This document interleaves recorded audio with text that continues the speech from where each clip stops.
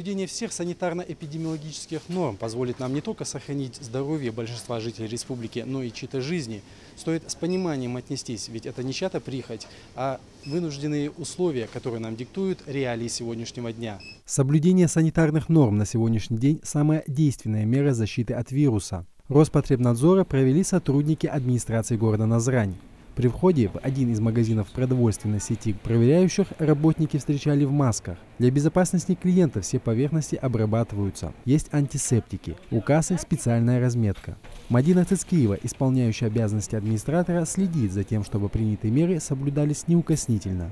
Они необходимы в данной ситуации, творящейся у нас в республике, они очень необходимы, и мы просим всех клиентов соблюдать все нормы и стараться беречь друг друга. Клиенты поддерживают, клиенты стараются и иногда даже стараются нам помогать и просят, чтобы, когда у нас большое скопление людей, чтобы мы контролировали, чтобы соблюдали дистанции. Мы благодарны за это нашим клиентам.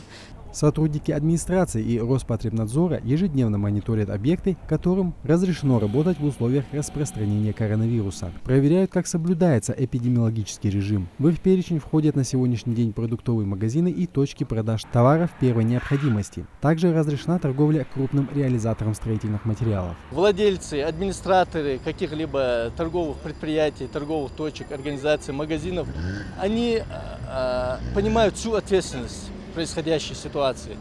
Они вместе с нами проводят мероприятия по профилактической беседе.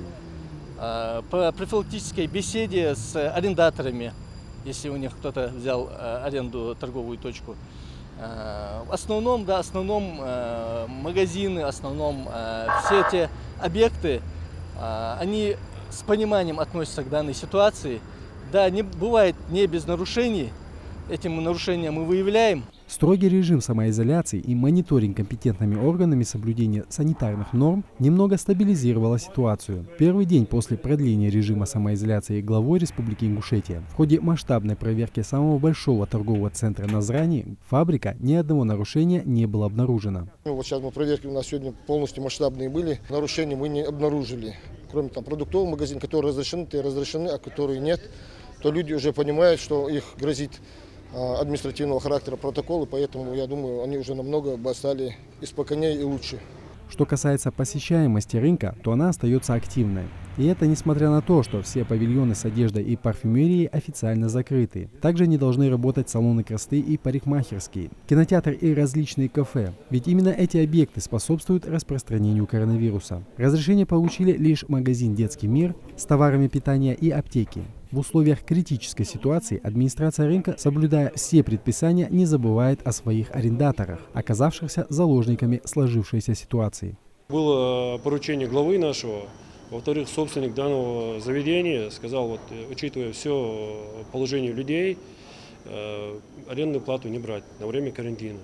И плюс непосредственно при поддержке администрации города мы всем объяснили, людям донесли о том, что арендная плата не взимается в период карантина.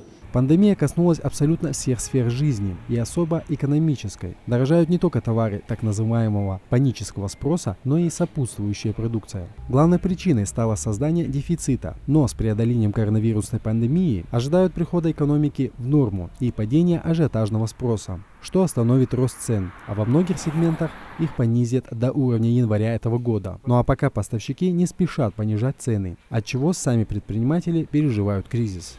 Из-за доллара, скорее всего, цена, закупочная цена уже поднялась.